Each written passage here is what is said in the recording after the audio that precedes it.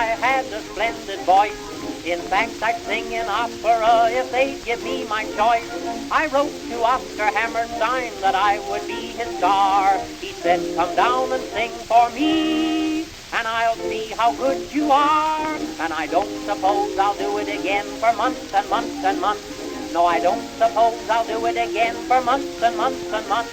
I sang the wise old owl, and he left the room at once. So I don't suppose I'll do it again for months and months and months.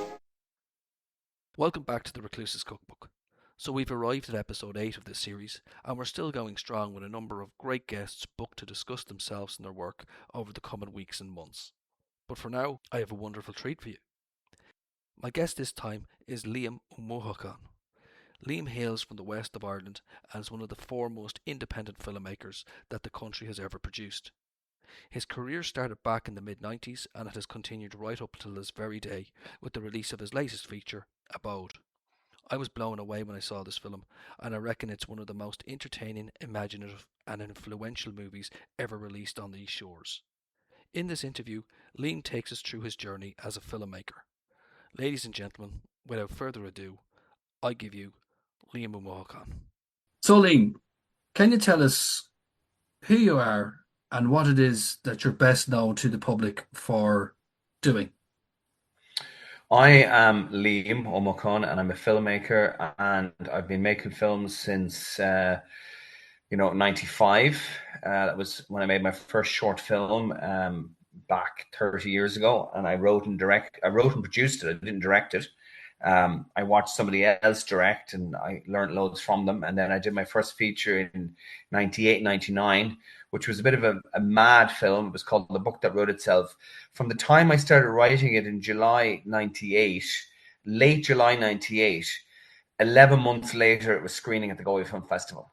So that was like, I've never done anything since then that was that fast, and being naive and ignorant, it really sometimes actually works in your favor. It doesn't always, but so I did that one, and I would have been known for that one for quite a while in 98. That came out in 99. And then I did my next film was 05 before I started working shooting it, and that was called WC, and it was set in the toilets of a late night jazz bar, and that took about 2 years to make, and it came out in 07. And just went to festivals and different stuff, cinema and TV, and then I decided to take a break from doing sort of long form narrative films. And started doing a couple of shorts, and then the shorts I really enjoyed doing it. So then I decided to make the next feature film, Lost and Found, as a series of shorts, a series of portmanteau films where the stories are connected, the characters are connected, and people jump from story to story. And I just really enjoy that. The only problem with doing something like that is that it takes a couple of years to do it.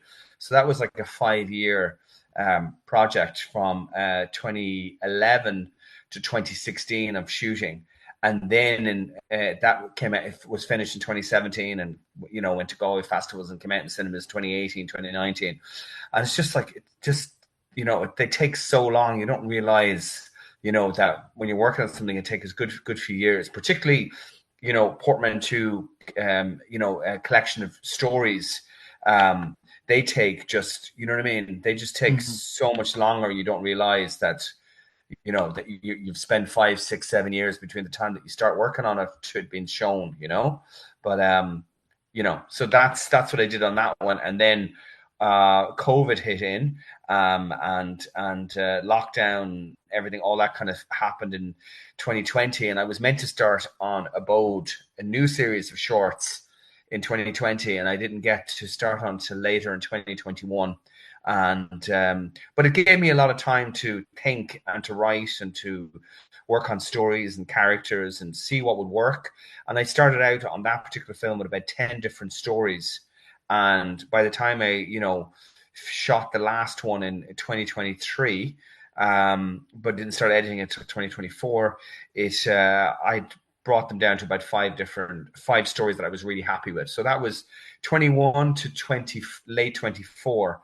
And then it was in Galway in 2025. So as I said, it just takes a long time. I'm hoping that the next one is not going to take as long to make. I'm gonna try to do a long form in one go the next time, just to, so you're not, hoping people will come back every year, and that but the only good thing I suppose about doing something like Abode and Lost and Found is that I had a chance to think about it and work on the scripts, but also money wise, it was more manageable for me to do a sort of a larger budget film on a smaller scale, over a few years. Getting people to come back, to do a 4-day shoot is a lot easier than a 20-day shoot.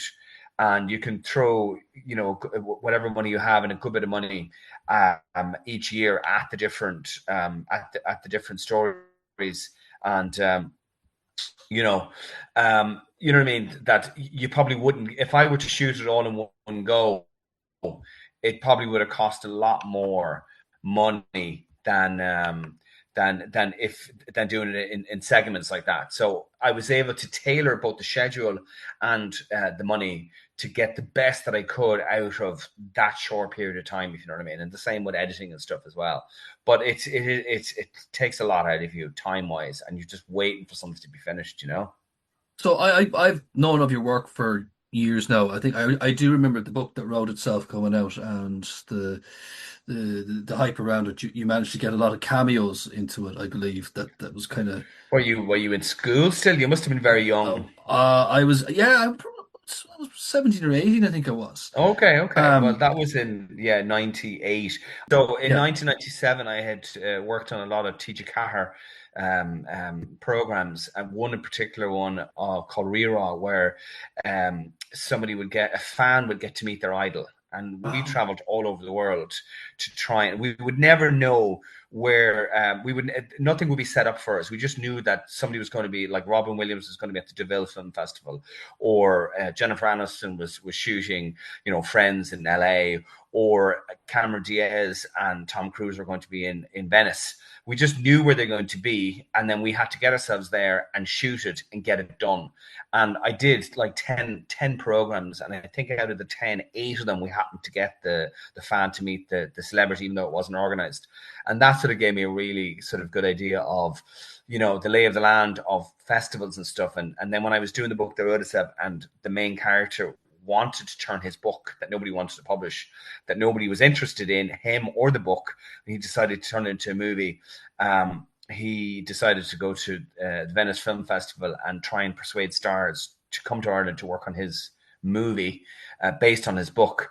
And I kind of used the TG Cahir stuff, and went over there with my press pass from the previous year, and just snuck into the different places and used those excerpts in the film. And yes, it got wide press all over the world because of that we had done that, So that was in 99 that it came out in festivals, and it did 99 to 2001 festivals everywhere, and cinemas and different stuff. But never made any money on it, and it was very hard to get distributors to pick it up because nobody wanted to piss off any of the stars that were in it by picking it up. So it didn't make any money, but it didn't lose any money, So, I would think that was that movie is a very good example of what I kind of consider to be the golden age of cinema back in the 90s. Certainly independent film, and certainly in Ireland, we seem to have a number of movies coming out from that time. I kind of seem to remember I Went Down was one of those movies around that time. Yeah, that was in 97. That was before I started kind of doing stuff. And I mean, I was kind of inspired by the Dogma films. We went out with a video camera and you shot it, and you used that Dogma thing as an excuse for the fact that your picture and your sound was terrible, and you go, but it's a Dogma film, I'm not allowed to use anything beyond that. And they were like, I don't care. Maybe Thomas Vinterberg can get away with that, and Lars von Trier can get away with that, but when you're unknown, you can't get away with the same thing. So you have to sort of put a bit of time into the editing to try and clean everything up and get it the way it's meant to be. But I kind of was of that sort of generation of just pick up a camera and just not afraid. Just go out there and shoot it, and apologize afterwards. Don't ask for permission. Just ask for forgiveness. And that was a really good. So I think for any filmmaker that just getting the camera and just going out there and shooting it. People do it on their phones now. People do it in various different guises. But it still doesn't mean that just because you have the technology is easier to get at and cameras easier to get at, you still need a really good story and a really good script at the end of the day. But it should not be afraid of doing something and just picking up the camera and going out there. It's much more accessible than back well before the 90s when everything was done on film. And to be honest, I mean, the only time that was kind of somewhat accessible in film-wise terms would have been, say, in the 70s and 80s when people shot on 16 mil, and then they shot on Super 16 and they were able to blow it up to 35 mil and look like 35 mil or whatever. And that was a slightly cheaper way of making films than going out and shooting on 35 mil. So digital completely changed it, completely, even more so than that when, digital editing came in and Abode and everything came in. You didn't have to sit at a Steenbeck and just, look at the pieces, cut up the pieces of film and look at them. You could literally look at them in nearly real time. And then obviously cameras caught up. But now we're in a time where you can shoot Hollywood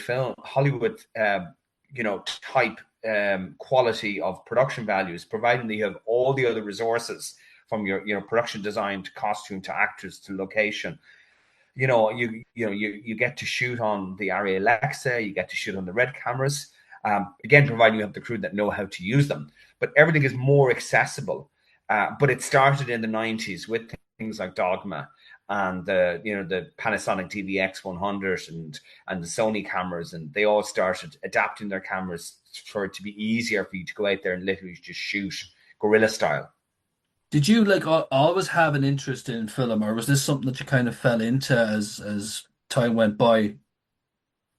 I always had interest in certainly watching films and writing, and I started out as an actor, and then when I wasn't, I'd get a certain amount of work on TV and theater at the beginning and radio, and then I got tired, like a lot of actors, just waiting for the right role. So then I started writing scripts. And I thought all you had to do was write the scripts and then get made. And then once you write the scripts, you realize that no one wants to make them. So then you have to sort of put another hat on and try and go and produce the stuff. And you're learning as you're going along. And that's kind of what a lot of people end up having to do. And so I kind of got into filmmaking in this sort of pure filmmaker, where you're the writer, director, producer, anything else, by default, by having to go out and do it and get films made. And if you wanted a story told, you had to go out and do it, particularly if nobody wanted to tell that story or wanted you to tell that story or wanted to help you tell that story, then you kind of had to go out there.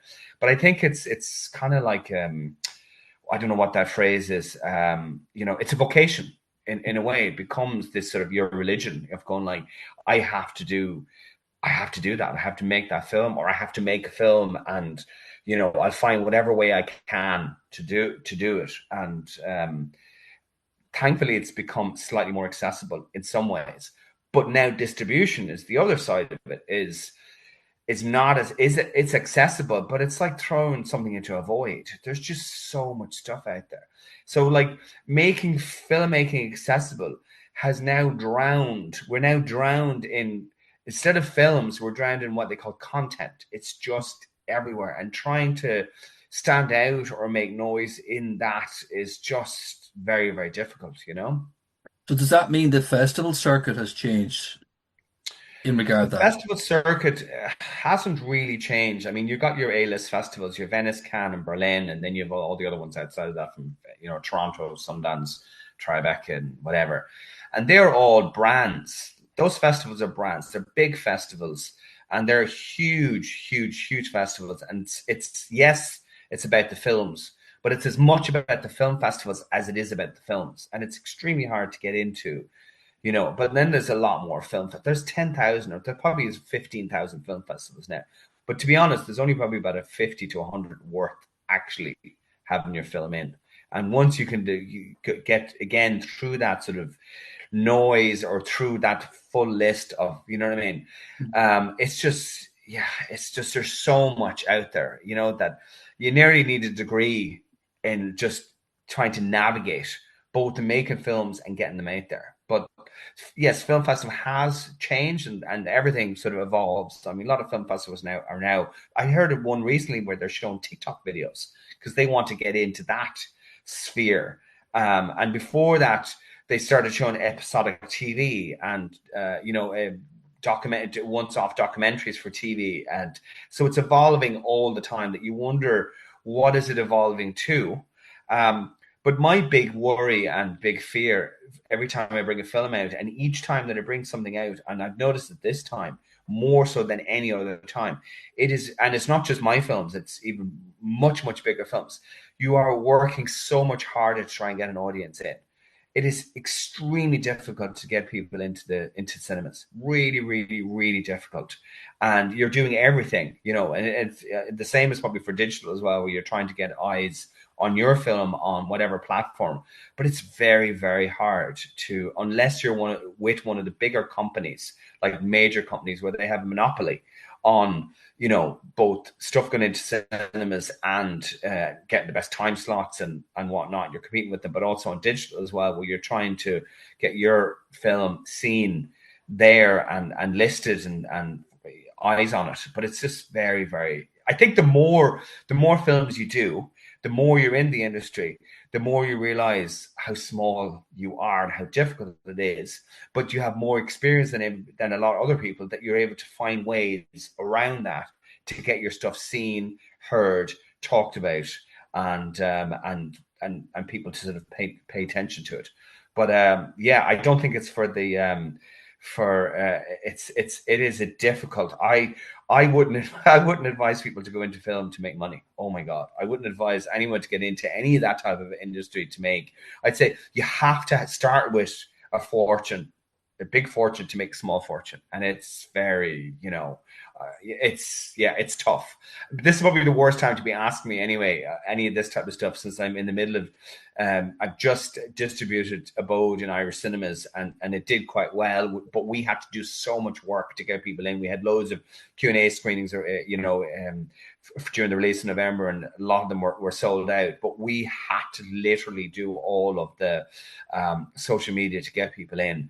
And now I'm in the middle of a release for the UK, and it's coming out in cinemas in the UK on the 20th of March. And again, you're just competing with every other film that's there, and you're trying to be different. You're trying to do grassroots. You're trying to reach out to an audience that you think would like to see the film, while cinemas are just saying, why should we show your film? Why should we have your film there? So it's very, it's tough, So you bring us to your latest feature, which is Abode. I caught it the other night and absolutely loved it. Can you tell us more about it? I'm fascinated to know the background to it. I wanted to make, as I said, I want to make another film where they're connected stories. And because I really enjoyed making Lost and Found over a long period, and I also liked the idea that nearly as I was about to get the next segment done, I had just paid for the previous one, and that by the time the film was finished, and the same happened with this one, a month before I finished Abode last year, I paid it off. It was all paid, all done. Distribution is a completely different thing again, and I'm putting some money into that. But it was nice to know that by the time you got to the end of it, that you didn't owe any money and that you'd gotten the best that you could out of it. I wanted to make a documentary first about home and about different types of homes that people live in all around the world. But like elastic band, when you stretch it, it eventually comes back to the same spot. And it brought me back to just wanting to do something with that idea, but in a fictional, but inspired by true stories, but in a sort of a fiction, not documentary. So I ended up just going back to kind of what I know and how I work and how I write. And I just took different stories that I'd seen or heard or experienced and put them together in a sort of a programmed, like you'd have at a film festival, you have a whole series of shorts in a program. And I kind of programmed the stories to sort of work together, and that they sort of fed off each other, and that when you watch them individually, they're one thing, but when you watch them as a collection, you're left with a certain feeling, hopefully, by it. And they were the stories that sort of spoke to me. Even though one of them is, is very, very different to all the other ones. And I know how the press have been writing, going, this is an interesting film, a nice film, but what the hell is this oven story in the middle of it? But I just really love it. I love it. I love Roald Dahl. I loved Tales of the Unexpected that I used to watch on TV in the 80s, and all this Black Mirror stuff. And I just thought, I want to do something about that and like that. And I just thought, well, that's a different type of story, as is the story that we talked about that Mary McAvoy and Brendan O'Connor are in, without giving away the end of that.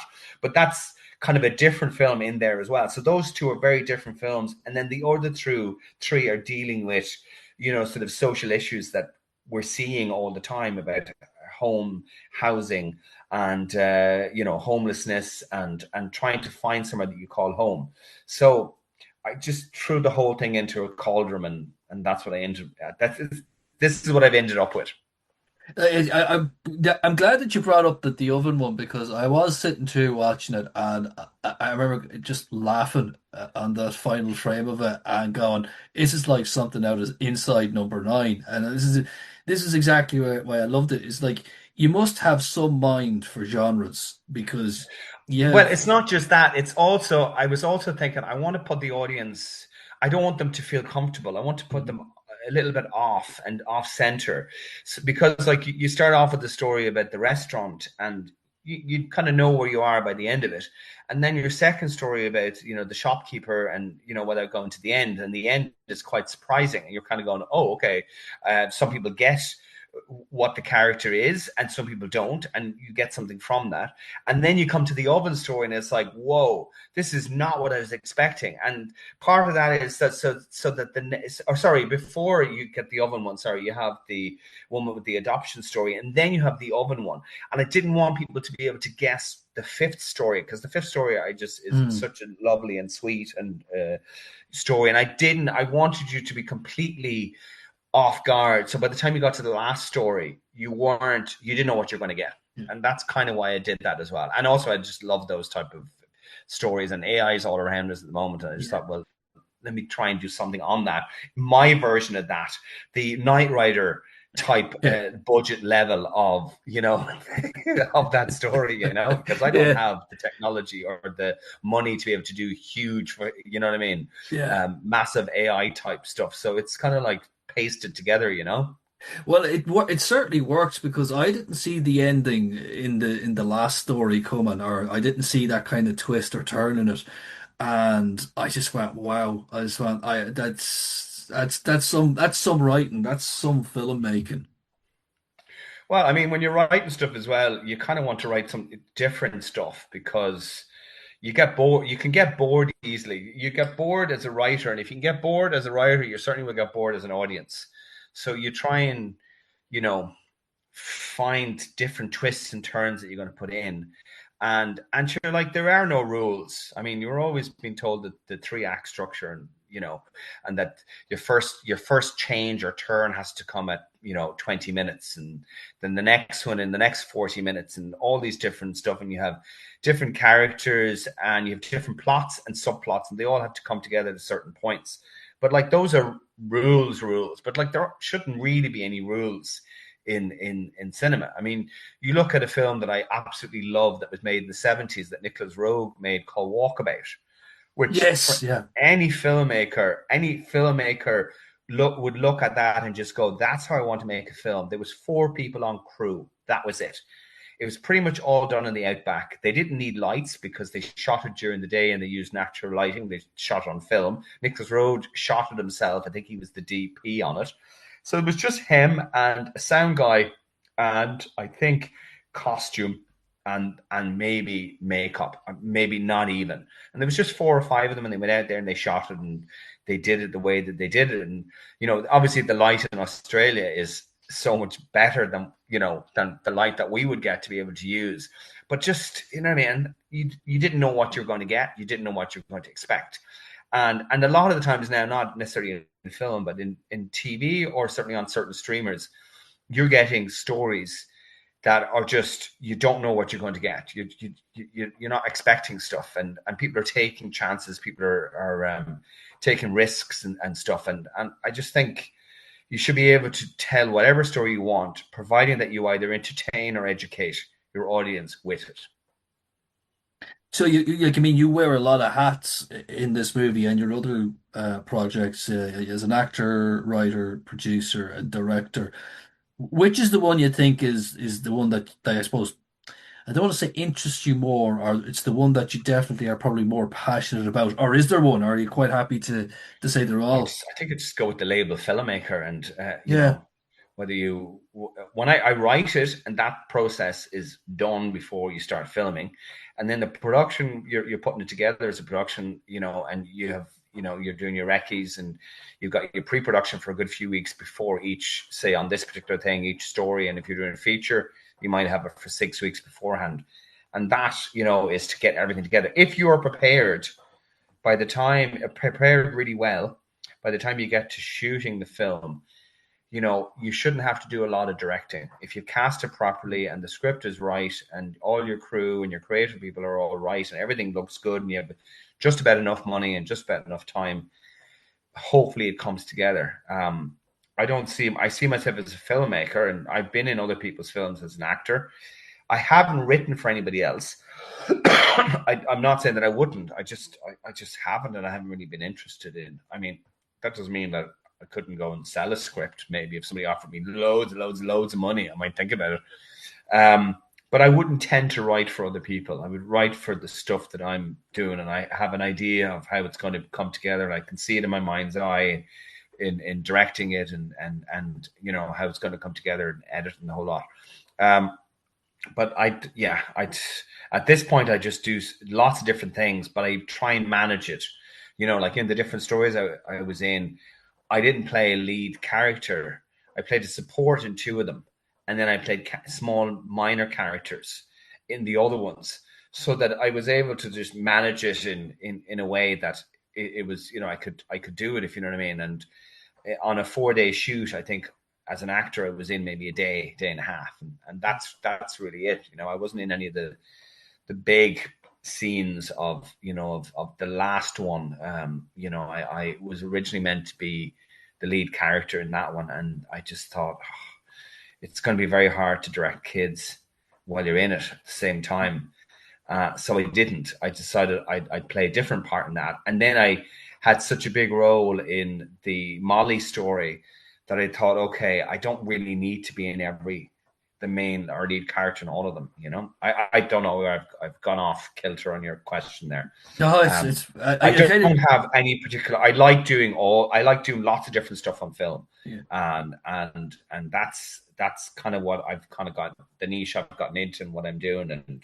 But when I'm writing now, like I'll be writing maybe a little later on this evening, I'm just a writer, and then when I'm bringing the film out into cinemas, I'm just the distributor, you know what I mean? Yeah. But I'm distributing, but nobody can bring a film out as well as their own film, because you'll put more time and effort into it and push it. And people have asked me as well, gone, oh, you should just be a distributor, or you should bring out other people. It's like, no, it's hard enough bringing your own out, and you wouldn't be able to give the same energy to somebody else's, or produce somebody else's film. I'm like, no, it's hard enough and it costs enough that you just, I'm happy to give people advice all the time on their project and how they do stuff, but I certainly don't want to produce somebody else's, Like, what I've noticed, I've had quite a number of people from the arts covering, theatre and film, people like yourself, and it's completely independent, where they're writing it, they're producing it, they're acting in it,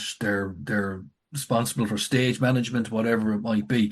You must develop some skill set that is enviable in a job market. You do, but you were just saying there about theatre, but it's interesting. You're allowed to do it more so, I think, in theatre and in experimental theatre than you are in film. In film, it's like, oh, you shouldn't be doing more than 2 jobs. You can be a writer, director, you can be in a hyphen, but you shouldn't really be producing it as well, and you certainly shouldn't be in it as well. Mm-hmm. Whereas in experimental, and I don't see why you can't, if you're able to manage it and put it together. And sure, if it's not any good, no one will ever see it. So it doesn't really, you know what I mean? Mm-hmm. But, and that's kind of what I wanted to do with Abode as well. I wanted a collection of actors. And the actors, some of them turn up in different stories playing a completely different part, Yeah. like you would in a theatre production, where actors will put on a wig, or they'll change their voice, or they'll change their physical, or the walk, or their, you know what I mean, and they become a completely different part. And I noticed that they've started, there've been shows on Netflix now that people are doing something similar of that type of stuff as well. Again, this goes back to what I said, no rules, but you should be able to experiment with it, but still be able to entertain an audience at the same time. You know, you're not just providing a black screen for like an hour or an hour and a half with audio, and they may be jumping in every now and again to something on screen. You know what I mean? It still has to be aesthetically, you know, maybe, you know, pleasing, you know, to a degree, if you know what I mean. That it has to have some kind of form of narrative in it. You know what I mean? But you should be able to play with the rules, and play with the story, and play with the characters, and play with all that kind of, and play with people's expectations. Yeah, I think you strike me as quite a resourceful guy. Would that be fair to say? You become resourceful. You become very, very resourceful. But I work with a lot of the same people. I work with the same editor. I've worked with a lot of the same camera crew, with the DP, sound. And you kind of, it's not like you're a family, but you kind of know each other, and you know how you're doing it, and you know what speed that you're working with, and you know kind of what style you're doing it in. And I've done that. I'm a fast mover. I'm a really fast mover. Like Abode is 81 minutes, and it's 5 stories, and it was shot over a 3-year period, but it was 10 days of shooting. That's it. 4 days, 4 days, and 2 days. That's all. Now we did have another half day of pickups of shots of, you know, exterior shots that we needed. So you could probably say 11 days altogether, including pickups, was the whole film, which is quick. You kind of remind me of the that saying, I think it's Benjamin Franklin, fail to prepare, prepare to fail. Yeah, but you also allow yourself a certain. I think the better you're prepared, the more you're able to take risks and stuff as well. And I think once you're covered and well covered, you then have you have a little bit of time, providing that your schedule is not too crazy. If your schedule is good, you might have time to experiment and play around with, and try different angles, and try different shots. And sometimes, you know, you might do a scene where it's just one shot, and the focus pulls, which is what makes it, gives you that sort of variance in the scene. And sometimes there might be 12 different angles, 12 different shots within a scene, and sometimes it's 2 or 3. So you kind of play around with what you need, and also what covers the story, but also what makes it interesting as well. And what I struck me as well, and you've mentioned it a couple of times, is it's kind of like, and we mentioned this director earlier on before we got into the interview, but you almost have developed a John Ford-esque ensemble, acting ensemble. Yeah. Uh, I really enjoyed watching the actors in the show, because, like I was saying, they were having a lot of fun. But how do you do much rehearsal for that, or is it just? I wouldn't do a lot of I used to do a lot of rehearsal. I used to do a lot of my first feature film and second feature film. I did a lot of rehearsal, but there was a reams of dialogue, reams of pages. Hmm. Whereas on these 2 last films, the only time I did a rehearsal on my previous film, Lost and Found, was on one of the stories where there was 4 or 5 pages of dialogue in the scene, and that was the only sort of time. If there's less than 3 pages of dialogue, I wouldn't necessarily rehearse. But you know, you get to run through it, you know, when you're doing your master shots, and when you're doing your lighting setups, and where everything is. So by the time you get to the more intimate shots of the 2 shots and the 1 shot, whatever, you kind of have a really good idea of what you're doing. But unless it was a lot of dialogue and a lot of pages of stuff, then I wouldn't necessarily now rehearse really at all. But I'm not saying that it's not a good thing to do. I think if it's necessary for a film, then yeah. I mean, if you're doing like that film Michael Fassbender did, where they had 18 minutes in 1 shot, Hunger, yeah. I mean, you need to rehearse that. Like that's got to be rehearsed. I think it was only in the last minute of that 18 page or 20 something page scene where the camera actually moved. So it was Yeah, just a that's right. 2 shot on on Michael Fassbender and Liam Cunningham for the whole time, and it was like, wow. It's great, but I think something like that you need to rehearse, and then you just go for it, And my second feature film, Lost and Found, we had a lot of scenes at the back of a late night jazz bar, at the back of a hotel where we were pretending it was the jazz bar, and we would have had like 5-6 pages of dialogue in a scene. But because we had loads of scenes in the film that were all set in that one place, we shot all of those scenes over 2 nights and literally ran them. We ran the master shot for all the scenes in one go. So you had to know 30 pages or more of dialogue. Then we ran the 2 shots all for all of the scenes like you would have played, and then the close-ups, etc., because it was the only way of actually doing it, and it'd been feasible, So sometimes you have to rehearse, and for that we would have done like a week, 2 weeks of rehearsal for it, So my very long answer, sometimes. So what's the future for you? What's the plans? I'm writing a script at the moment, a bilingual. I'm from the west of Ireland. I'm from Gaeltacht, and I speak Irish. And there's something that I've been thinking about for a very long time, and my wife encouraged me to work on it, to write it, and go look for funding. So I've just sent in a development application to Screen Ireland in January, and I think it'll be 25 years this year since I got money off them last. So if I get money off them, I think it might have been 2001 the last time I got money off them. So we've had people have come and gone from there. We've had I don't know what the phrase is, a frayed relationship. So I'm hoping that this one might. So I'm working on that, and it'd be something I'd like to shoot not this year but next year. And I'm writing that at the moment. I'm a third of the way through the script, so I've just applied for money to get it to the second, third sort of draft from treatment stage upwards. I'm also working on other scripts, other ideas that I've been working on for a while. And I have one particular film script that I've been working on since 2002. And I think it's in its 2025. I've forgotten how many drafts I've done on it. I think I'm on the last draft, which is exciting for me and for everyone that I've been talking about this particular script for a very long time. I've just got to just do it, But it's a huge, massive budget film, all set in the States, and I've been writing it for a long time. So that's just sitting there. That's my film that if I get to a certain point where I could do whatever I want, I'll probably do that. But it's a huge budget. So it's nice I have different scripts at different levels. I have ones I can do for 100 grand. I have ones I can do for 500,000. I have ones that are 2 million or whatever, I also have another portmanteau that I want to do, but I don't want to do it next. Another series of shorts that are connected by a theme.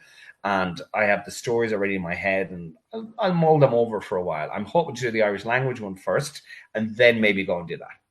And that's really it. That's great. If you could give one bit of advice to someone who's starting out, or maybe someone who's in their career, and what would it be? Get experience. I think if you want to go to film college, go to film college. I think get experience, but not just experience in film, but get life experience. Life experience is really, really important. Just go out, enjoy yourself, have fun, go travel, meet people, talk to people, write about. They always say what you know.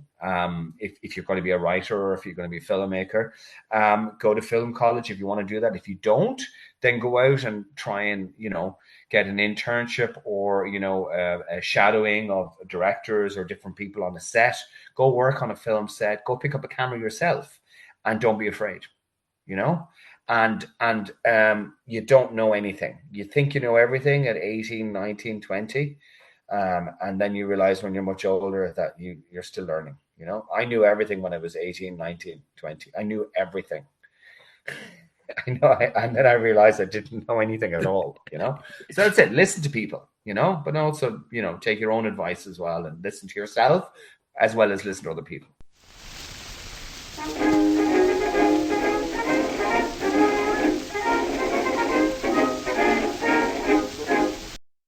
So that's my interview with Liam. Please see all links relating to Liam and his work down below and check them out. You will not be disappointed. We'll be back in a fortnight with our next guest. Until then, please like and share where and when you can. Until the next time.